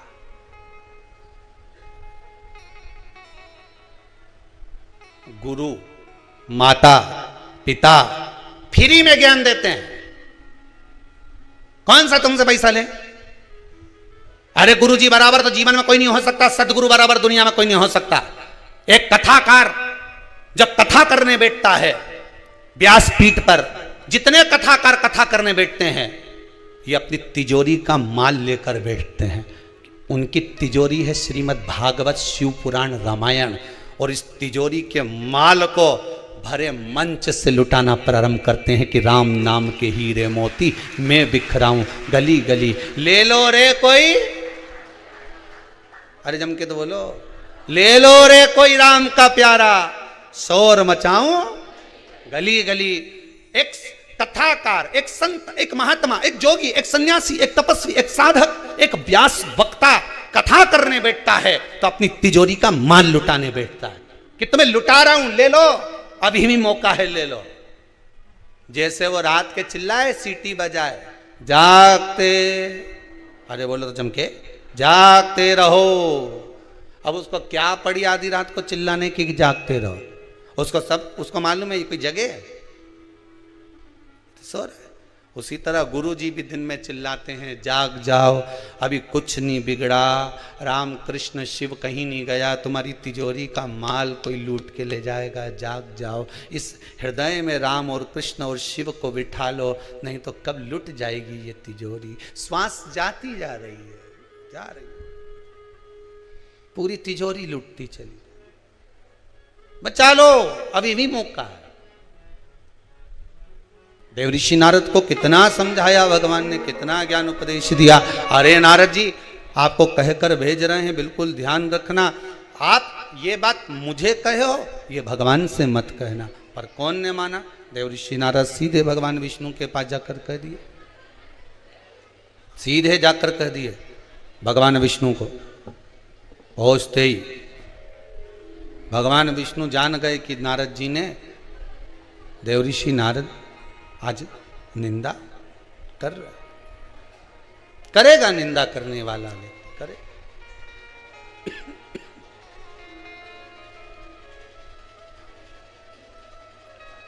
करे करे सो होन दो। अब देवऋषि नारद को लगा कि भगवान विष्णु को इतनी बड़ी बात कही, और इतनी बड़ी बात मैंने देवऋषि नारद मन में सोचे कि मैंने भगवान विष्णु को कही, और भगवान मेरी बात को तो लिए ही नहीं। निंदा करने वाला व्यक्ति, कोई अगर किसी पर उंगली उठाए तो पहले विचार कर लेना कि ये सत्य बोल रहा है कि असत्य बोल रहा है, विचार करिएगा।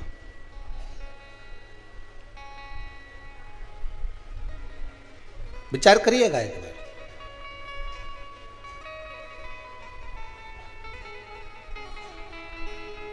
अच्छाई देखोगे तो ढेर अच्छाई मिलेगी, और बुराई देखोगे तो ढेर बुराई मिलेगी। एक बार जब भगवान राम जी महाराज अयोध्या में आ गए, राम राज्य स्थापित हो गया, तब राम जी महाराज जब शाम के समय पर टहलने के लिए निकले तो अयोध्या के एक विद्वान ने राम जी महाराज को रोक लिया। रुकिए महाराज, यहीं पर आपसे कुछ बात करना है।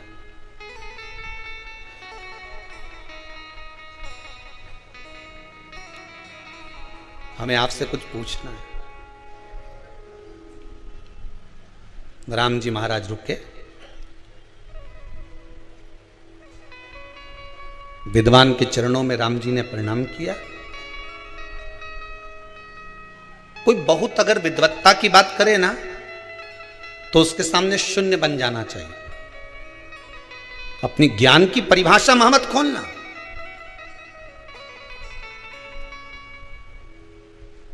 अपनी पोटली को, अपनी तिजोरी को कहां खोलना है वो भी स्थान बताया गया है। जिस समय भगवान के चरणों के प्रति रुचि नहीं हो उसके सामने कभी भगवान की बात मत करो। जो भगवान को मानता ही नहीं उसके सामने क्या भगवान की बात करना।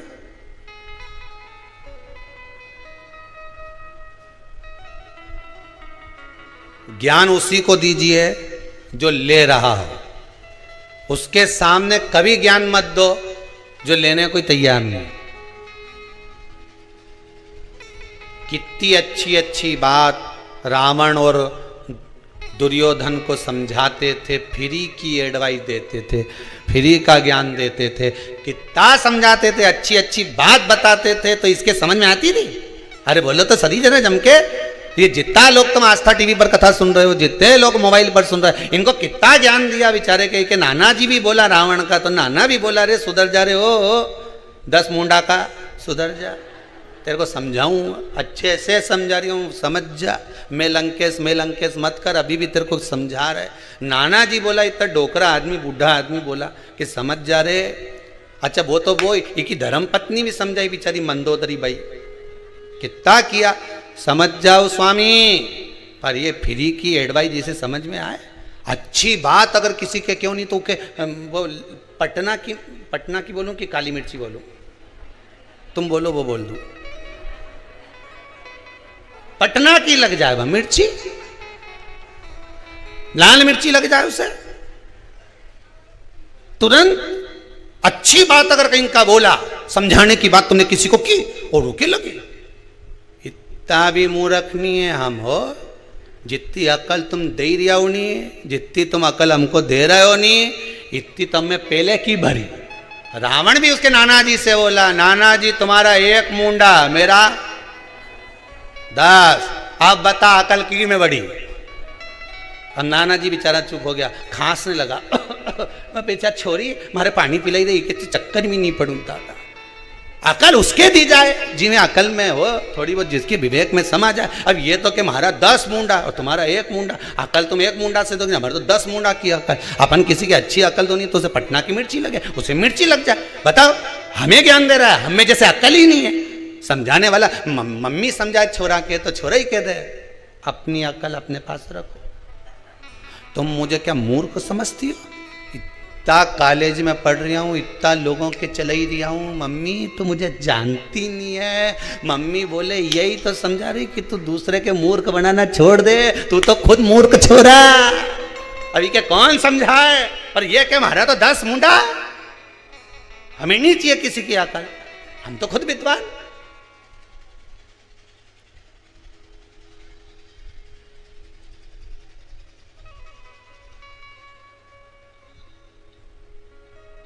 हम तो खुद विद्वान।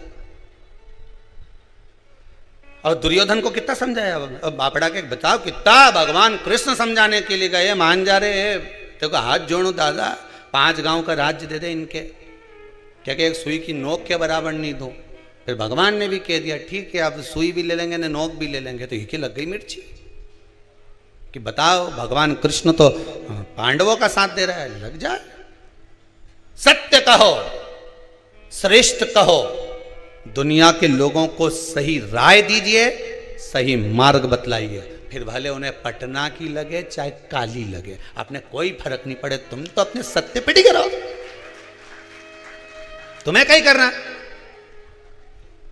अब आज की बात ले लो, आज कोई पूछ रहा था, ए गुरुजी, हमने कहा हाँ बोलो, व्यक्ति को गाड़ी किस स्पीड में चलाना चाहिए? मैंने कहा ये और पूछना रह गया था, इतनी सी बात वो भी हमसे पूछ रहा है। नहीं, अब हमने पूछा कहाँ से आया था? कि आगरा से। हमने कहा तो आगरा से आके तो इतनी सी बात पूछना है कि कौन सी स्पीड में गाड़ी चलाना चाहिए? जितने साल का तू उतनी स्पीड में गाड़ी चला। तू 20 साल का है तो स्पीड कितनी रख? 20। तो 30 का है तो स्पीड कितनी रख? 30। तो 40 का है तो गाड़ी की स्पीड 40। तू 100 का फिर 101 पे चला। कौन मना करे था? ऊपर ही तो जाना है, फिर 100 के ऊपर। गलत की, अरे बोलो तो जम के, गलत की। जितने साल के तुम हो, जितनी तुम्हारी उम्र है, गाड़ी की स्पीड उतनी रखना तो एक्सीडेंट नहीं होगा। जहां उम्र से ज्यादा स्पीड गाड़ी की गई तो भेरू गया। तुम 30 के, गाड़ी की स्पीड 30 की रख। तुम 40 के, गाड़ी की स्पीड 40 रख। तुम 80 के, गाड़ी की स्पीड 80 रख। जब तुम 100 के बाद तो तुम कांटा भी टिकाई दोगा तो कोई बात, फिर कोई फर्क नहीं पड़े। स्पीड देखना है तो उम्र से देखो। ज्यादा तेज गाड़ी भगाओगे, 20 की उम्र है और 80, 100 पे चलाओगे तो कभी भी ऐसा स्पीड ब्रेकर से उचकोगे ना, कजन कहाँ जाओगा पता ही नहीं पड़ पाएगा। इसलिए जितनी साल का हैप्पी बर्थडे टू यू मनाए, उतनी गाड़ी की स्पीड बढ़ा, उससे ज्यादा आगे मत जा। सोच लेना, गया कि गया।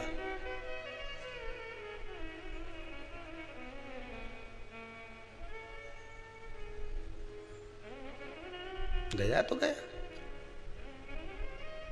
अब हमसे ज्यादा स्पीड में दौड़ रहे हैं। इस शरीर की कैपेसिटी है 10 की, हम इसको इतना दौड़ा रहे हैं 20 की स्पीड में। आखिरी में गाड़ी तो गाड़ी, शरीर तो शरीर है, शरीर तो शरीर है।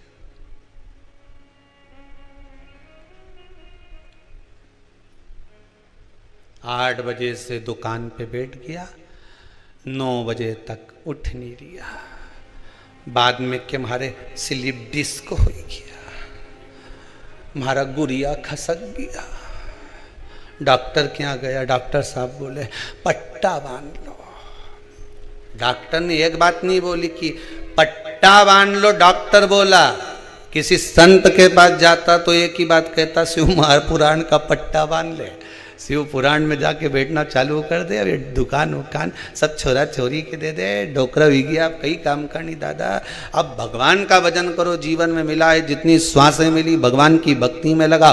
काम करो मना नहीं है, दिल से करो, दुकान चलाना है खूब चलाओ, व्यापार करना है खूब चलाओ, तुम्हारा शरीर चले तब तक चलाओ, पर साथ में शिव नाम गाते जाओ, राम नाम गाते जाओ, भगवान कृष्ण का भजन गाते जाओ। ये जीवन का कोई ठिकाना, कोई ठिकाना नहीं। कौन सा भरोसा। अब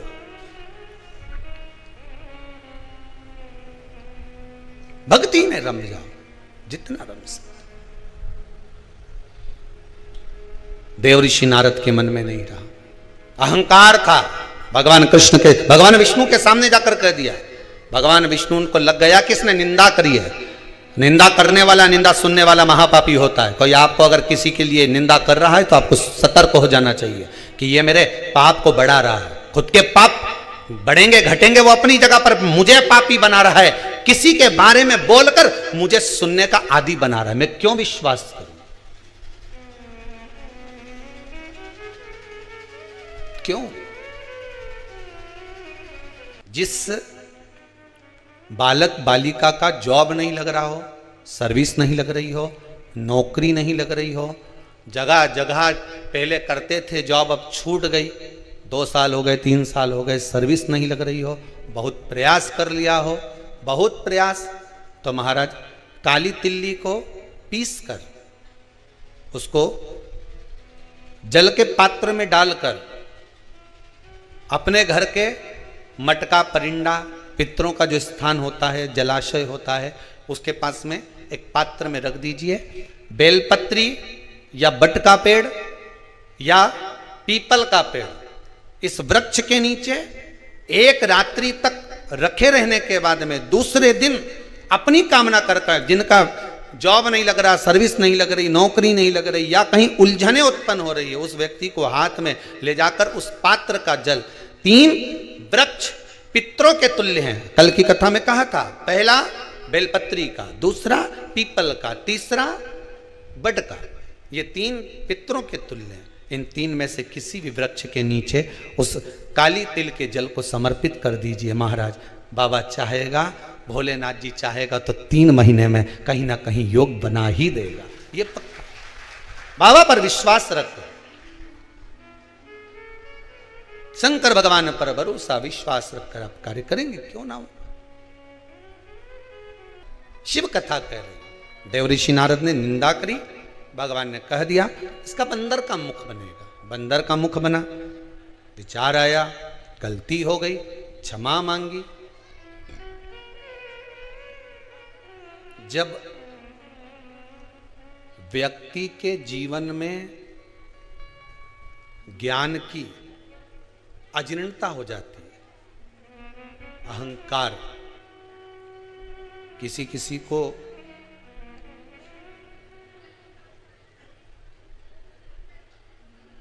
ज्ञान की अजीर्णता हो जाती है। हम इतने विद्वान हैं, हमारे पास में ये डिग्री है,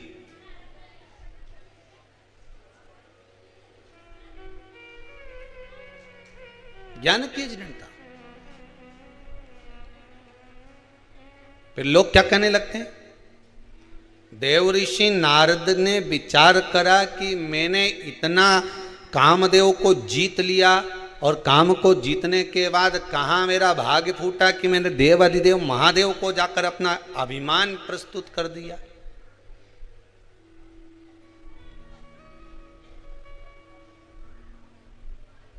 एक बात लोग कई बार कहते हैं, आपने भी सुनी होगी, धर्म करते, आपको मालूम है क्या? बहुत अच्छे से लोग बात बोलते हैं, बहुत प्रेम से, धर्म करते कर्म फूटे। पर देखा जाए तो ऐसी कोई बात नहीं है। तुम धर्म के पथ पर चलोगे, सतमार्ग पर चलोगे, ईमानदारी के मार्ग पर चलोगे, सतमार्ग की ओर अग्रण्य होगे, तो ये पक्का है कर्म नहीं फूटते। तुम्हारे कर्म में जो कुछ बेकार होगा वो कटेगा, फूटेगा नहीं। धर्म करते कर्म नहीं फूटते, तो लोगों ने कहानी बना दी कर्म फूटे। भगवान धर्म के पथ पर चलोगे तो लोगों के ताने सुनना पड़ेगा कि नहीं सुनना पड़ेगा? अरे जम के तो बोलो। इससे पहली वाली कथा और इससे पहले वाली कथा में एक बात कही थी, चोर को खांसी कही थी, संत को दासी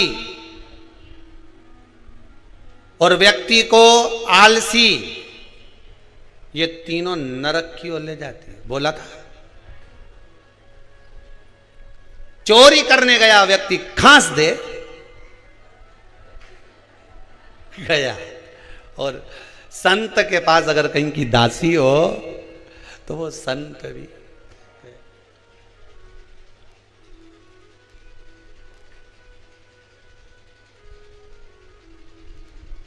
आज का जमाना में तो चेला भी बनाओ तो सोच समझ के बनाओ दादा। बट टीवी में देखा अभी 2-3-4 दिन से देख देख के दादा काय चेला गुरु की बदनाम करी रखवाली। 50 बार विचार करना पड़ेगा गुरु को चेला बनाने से पहले। ये सोचने वाली बात एक बहुत ध्यान रखना अपनी जिंदगी में।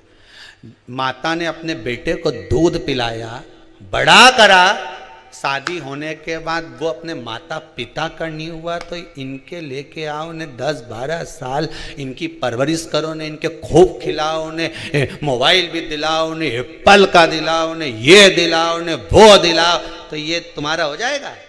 और जब ये अपने गुरु का नहीं हुआ तो संसार में किसी का हो सकता है?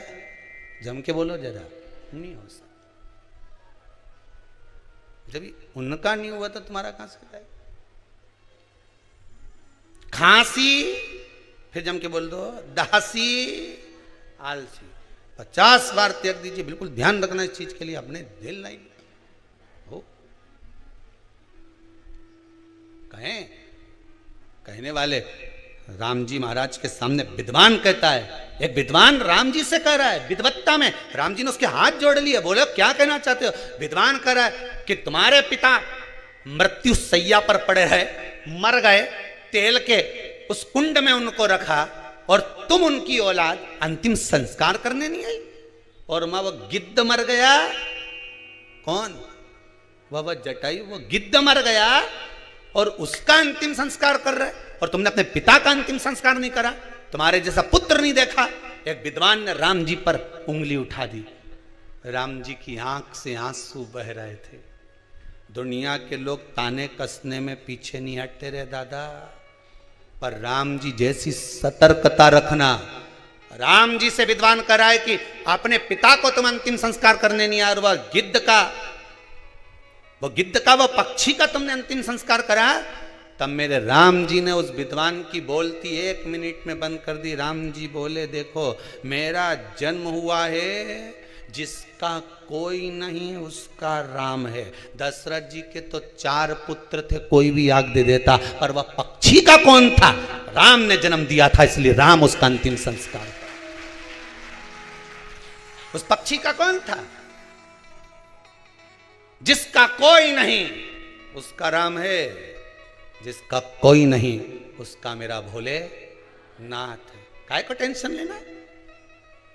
विद्वान चुप। अब क्या बोले उसके आगे? क्या बोले? जिसका कोई नहीं उसका राम है, परमात्मा है उसका।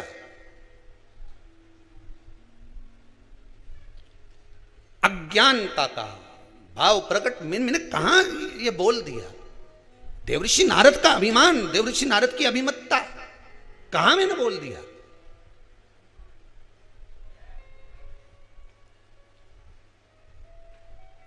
झूठ का जाल बिछाओगे, अहंकार का जाल बिछाओगे, प्रपंच का जाल बिछाओगे, उस जाल में एक दिन खुद ही फंस जाओगे।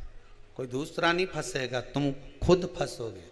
दूसरे के लिए खड्डा खोदोगे, खुद उसमें गिर जाओगे। झूठ के जाल में खुद फंस जाओ। आज कहा नेत्रों से जल बह रहा है, मुझसे गलती हो गई, अब मैं क्या करूं? देवऋषि नारद करें, अब मैं क्या कर सकता हूं, अब मैं करूं तो करूं क्या।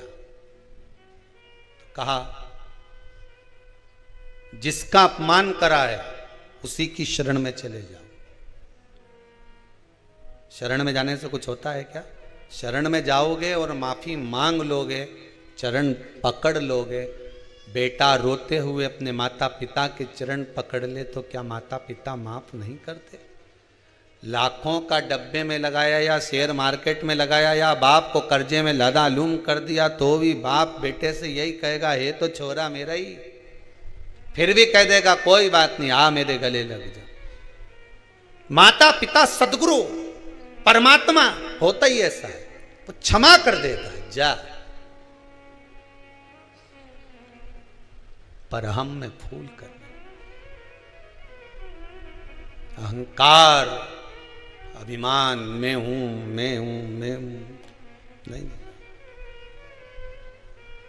मुझ में बहुत ज्ञान है, मेरे बराबर कोई विद्वान नहीं, मुझे नहीं चाहिए किसी की भी अकल, मैं तो खुद अकलबर हूं।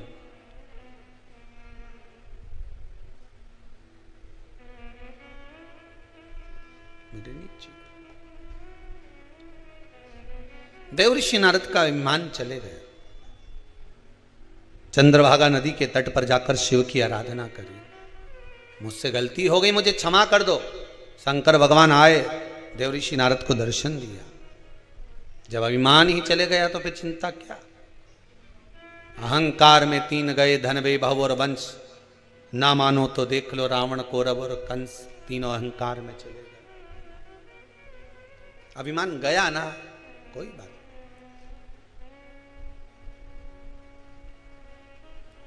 स्वान को, कौवे को श्राद्ध पक्ष में जब भोजन दिया जाता है, भोजन हम प्रदान करते हैं स्वान को, कुत्ते को और कौवे को।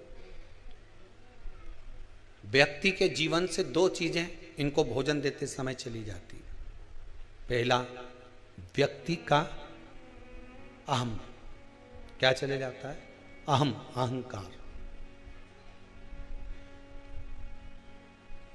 दूसरा, बुद्धि में किसी दूसरे के प्रति अगर गलत विचार आ रहा तो वो विचार समाप्त हो जाता। श्रेष्ठ विचार। पहले हमारे हिंदू धर्म में एक नियम था पक्षियों को दाना देने का, था कि नहीं था? कि पक्षियों को लोग दाना देते। दाना देने का कारण बड़ी प्रसन्नता होती है। जब आप लोग कई पक्षियों को दाना देने जाओगे, ऐसे पटकोगे, पक्षी उड़ के आएंगे, खाएंगे, उड़ के जाएंगे, आप थोड़ा सा आगे बढ़ेंगे, फिर उड़ेंगे, बड़ी प्रसन्नता होती है। कारण क्या है? पक्षियों को दाने का हमारे हिंदू धर्म में प्रमाण क्यों कहा गया? उसका केवल एक कारण है कि हमारे भीतर जो किसी के प्रति बैर भाव होता है, हमारे भीतर किसी के प्रति कपट भाव होता है, पक्षी को दाना देते समय वो कपट, वो बैर भाव समाप्त हो जाता। पक्षी को दाना देते।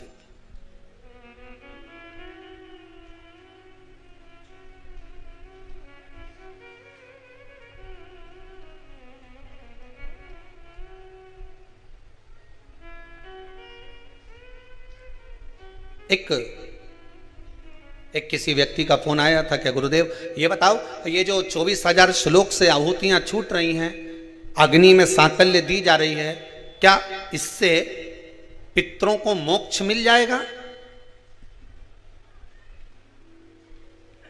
प्राप्त हो जाएगा? गरुड़ पुराण में कहा गया, जब पितरों को बहुत भोजन मिलने लगा श्राद्ध पक्ष में, तो उनको अजीर्ण होने लगा, वॉमिटिंग करने लगे, पितृ रोने लगे कि हमको इतना भोजन मिल रहा है, हम इतना खा रहे, पच नहीं रहा, क्या करें? सारे पितर दौड़कर ब्रह्मादेव के पास पहुंच गए। ब्रह्मा जी कृपा करिए। ब्रह्मादेव भगवान विष्णु के पास ले गए पितरों को। भगवान विष्णु ने पूछा क्या हुआ? तो क्या महाराज जी ये पितर रो रहे हैं। क्यों? कि 16 श्राद्ध में इनको खाने को मिलता है, साल भर तो मिलता ही नहीं, एक बार जब जम के मिलता है तो डट के खा लेते हैं, और डट के पितर खा लेते हैं तो वो अजीर्ण हो जाता है। क्या करें? सब लेकर भगवान शंकर जी के पास गए। भोलेनाथ जी से पूछा प्रभु क्या करें? शंकर जी ने उसी समय पर अग्निदेव को बुलाया। अग्निदेवता जरा इधर आओ। अग्निदेव बोले बोलो प्रभु क्या बात है? शंकर भगवान ने कहा सुनो अग्निदेव,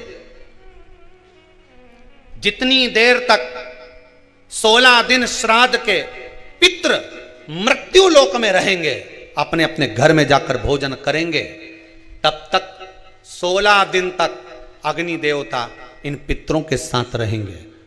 इसलिए हिंदू धर्म में रीति है कि श्राद्ध पक्ष में कंडा जलाकर, गोबरी जलाकर, उसको जलाने के बाद उस पर घी, शक्कर, धूप छोड़ो। क्यों? क्योंकि तुम्हारी धूप छोड़ने से, तुम्हारी सांकल्य छोड़ने से, अग्नि में एक ग्रास देने से, अग्नि में एक भाग प्रदान करने से, जरा सी सांकल्य देने से तुम्हारे पितृ खुश हो जाते हैं। क्यों? क्योंकि पितृ जब भोजन करते हैं और अग्नि की धूप साथ में दी जाती है तो अजीर्ण नहीं होता। तो पितृ आशीर्वाद देते हैं कि तुमने हमारे लिए अग्नि में सांकल्य दी है, जाओ तुम्हारा कल्याण हो, तुम्हारे भंडार भरे। ये अग्नि देवता की साक्षी में पितृ आशीर्वाद देते हैं, पितृ आशीर्वाद देते हैं। अग्नि की साक्षी होना चाहिए पितरों के लिए। शादी में किसकी साक्षी होती है? जम के बोलो, अग्नि की। ये तुमने मंडप लगाया, ये तो ठंडा हो जाएगा, बोलो हो कि नहीं हो? मोर छटाएगी तो मोर ठंडा हो जाएगा, बोलो हो कि नहीं हो? ये जितना बाराती आया एक ना एक दिन ये भी ठंडा हो जाएगा, बोलो है कि नहीं हो? सब अपने अपने घर पहुंच गया। ये सोफा सेट ने पलंग सब चले जाएगा, नहीं गद्दा रजाई और टेंट हाउस का था नहीं, ये भी चले जाएगा, बोलो सही है कि गलत है? पंडित जी ने पूजन कराई, वे भी चला जाएगा। अब सब कुछ चले गया।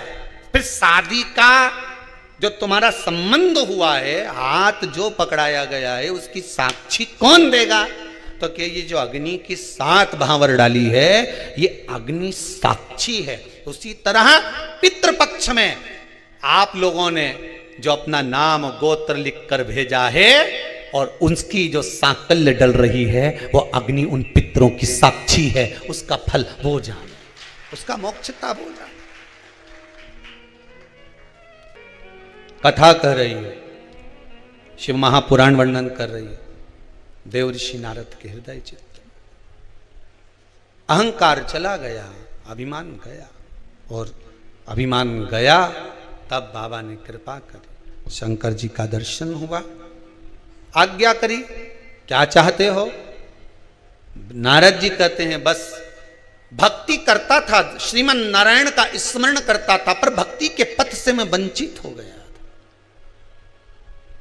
भक्ति के पथ से मैं छूट गया था। और भक्ति के पथ से जब मैं छूट गया, भक्ति के पथ से मैं वंचित हो गया, जब व्यक्ति के भीतर अहम आ जाता है, अहंकार आ जाता है, अभिमत्ता आ जाती है, तब व्यक्ति भक्ति के पथ से हट जाता। एक बात बहुत अच्छे से समझ लेना, बहुत सारी जगह का भोजन करोगे तो एक जगह में मन लगेगा क्या? अरे बोलो तो सही, अच्छे से तो बोलो, लगेगा एक जगह? नहीं। एक जगह पर अगर मन को लगाना है, अपने मन को एक जगह पर अगर स्थिर करना है, तो भोजन भी जम के बोलिए एक जगह का ही करना चाहिए। और एक बात अन्न के लिए बहुत ध्यान दीजिएगा महाराज, एक बात अपने जीवन में उतारिएगा कि प्रयास करना, तीर्थ में जाओ, होटल का भाग कम खाकर कहीं संत साधु सन्यासी कहीं आश्रम आदि में थोड़ा सा भी मिल जाए ना, कण का मात्र, तो उसे पा लेना। प्रसाद मिल जाए उसको पा लेना। कहीं किसी आश्रम में जाओ, कभी भगवान के दरवाजे पर जाओ तो थोड़ा सा भाग मांग कर पा लेना। क्यों? उससे ना जाने इस आत्मा को कितनी संतुष्टि होगी, परमात्मा का दर्शन ना जाने कितनी जल्दी हो जाए। दर्शन मात्र प्रसाद भगवान को पाना,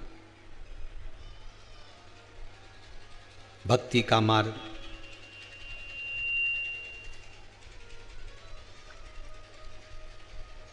जिस समय भगवान की भक्ति के पथ पर चलूं, देवर्षि नारद करें मुझसे गलती हो गई, मैं श्रीमन नारायण कहते कहते अहंकार में फूल गया था कि मैंने काम को जीत लिया। भगवान शंकर को नीचे दिखा दिया, भगवान विष्णु के सामने जाकर अपने व्याख्यान वर्णन कर दिया। हो जाता है अभिमान व्यक्ति को कहां ले जाए। जरा सा अभिमान व्यक्ति को जब आ जाता है, मैं अच्छे पद पर हूं, मैं अच्छी जॉब पर हूं, मेरे पास कुर्सी है, मेरे पास पद है, मेरे पास में ये है, व्यक्ति कितने समय तक कुर्सी पर बैठेगा, कितने समय तक पद पर बैठेगा? उस कुर्सी का, पद का अभिमान व्यक्ति को ऊपर की ओर उठा देता है और ना जाने कुर्सी फिर नीचे से कब खसक जाए, कोई भरोसा नहीं पड़ पाता। इस बात का स्मरण करिएगा। कितने दिन कुर्सी पर बैठे हो कि एक दिन टेबल पे भी मिलोगे, और टेबल पर तुम नहीं मिलोगे, तुम्हारा फोटो मिलेगा प्लास्टिक के फूल की माला के साथ। अभिमान में न फूलिए। रावण को समझाया नाना जी ने, दुर्योधन को समझाया भगवान कृष्ण ने, भीष्म पितामह तक दुर्योधन को बार बार समझाते थे, रे दुर्योधन मान जा, फिर भी नहीं मानते थे। यहां तक का एक लाइन बन गई, जैसा खाया अन्न, जम के बोलो, वैसा हो गया मन, जैसा पिया पानी वैसी बन गई वाणी, जैसा पिया दूध वैसा बन गया बुध। शास्त्र कहता है अन्न का बड़ा प्रभाव पड़ता है कि जैसा अन्न खाओगे वैसा ही भाग होगा। साधु, सन्यासी, तपस्वी, साधक, उपासक, संत, महात्मा जो भगवान की अविरल भक्ति में जो डूबे रहते हैं, वो 10 जगह का अन्न नहीं खाते हैं। क्यों? 10 जगह का अन्न खाएंगे तो मन भी 10 जगह जाएगा, एक जगह का खाएंगे तो मन एक जगह रह जाएगा। एक जगह। कई तो ऐसे पापीडारा जीव हैं रे संसार में कि आश्रम में रहने के बाद भी आश्रम का भोजन नहीं करे, ना होटल में चरवा जाए, होटल में खाने जाए।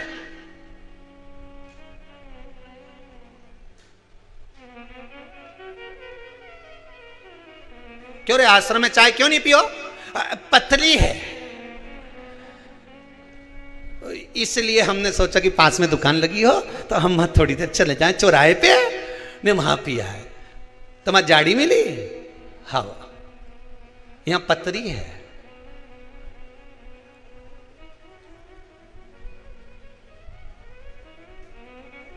भले वो गर्म पानी मिले रे, पर स्थान तो देखो कहां का है।